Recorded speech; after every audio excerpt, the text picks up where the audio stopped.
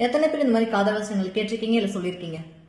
என் life உன் பொறுப்பு தான், நான் உன்னை நம்பி தானே வந்தேன், நீ என்னை கைவிட்டுறாத, நீ இல்லைன்னா நான் இல்லை, நீ எனக்கு ரொம்ப லைஃபுக்கு தேவை, நீ என்னை சாப்பிட்டேன்னு கேட்டியா, நீ எனக்கு டைம் கொடுக்கல, அப்பா இந்த மாதிரி ஏகப்பட்ட டைலாக்ஸ் இருக்குல்ல. ஆக்சுவலி இதெல்லாம் லவ் டைலாக் கிடையாது. இதெல்லாம் ஒருத்தங்க மேலே போகிற எமோஷனல் கில்ட் பேட்டர்ன். ஆல்ரெடி ஒருத்தவங்க லைஃப்ல ஃபேமிலி ரெஸ்பான்சிபிலிட்டிஸ் கமிட்மெண்ட்ஸ் ரன் ஆகிட்டு இருக்கப்ப நீங்க உங்களோட எமோஷன்ஸே கேரி பண்ணி தூக்கி கொடுக்குறீங்க அப்படின்னா அது லவ் கிடையாது, பேர்டன். பிகாஸ் லைஃப் அப்படிங்கிறது என்னன்னா ஒரு பரஸ்பரம், ஒருத்தவங்க ஷேர் பண்ணிக்கிறது, சப்போர்ட் பண்ணிக்கிறது. பட் உங்களோட சுமையை தூக்கி சமக்க சொல்றது கிடையாது.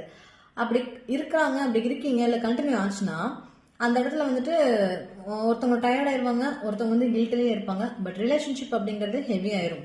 மேபி கில்ட் லவ்வாக இருக்குமே தவிர்த்து உண்மையான லவ் அப்படிங்கிறது அங்கே 100% இருக்காது. ஏன்னா நீங்கள் அந்த இடத்துல வந்துட்டு லவ்வை கொடுக்கல, ஒரு பேர்டனை கொடுக்குறீங்க. லவ் அப்படிங்கிறது லெட் கோ, அவங்களா இருக்க விடுறது, நீங்களா இருக்கிறது, நீங்க மற்றவங்கள அவங்களா இருக்க விடுறது, இதுதான் லவ்.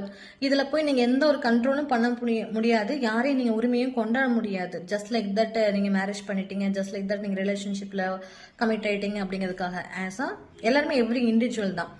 உங்களோட லைஃப் உங்க பொறுப்பு தான், உங்களோட எமோஷன் உங்க பொறுப்பு தான். மற்றவங்க யாருமே அதை எடுத்துக்க முடியாது, எடுத்துக்கவும் மாட்டாங்க, எடுத்துக்க வேண்டிய அவசியம் கிடையாது. இது கொஞ்சம் ஹார்டா இருக்கலாம், பட் இதுதான் ரியாலிட்டி ஆஃப் லைஃப். இது புரியலன்னா சேவ் பண்ணிட்டு மறுபடியும் இந்த வீடியோ பாருங்க.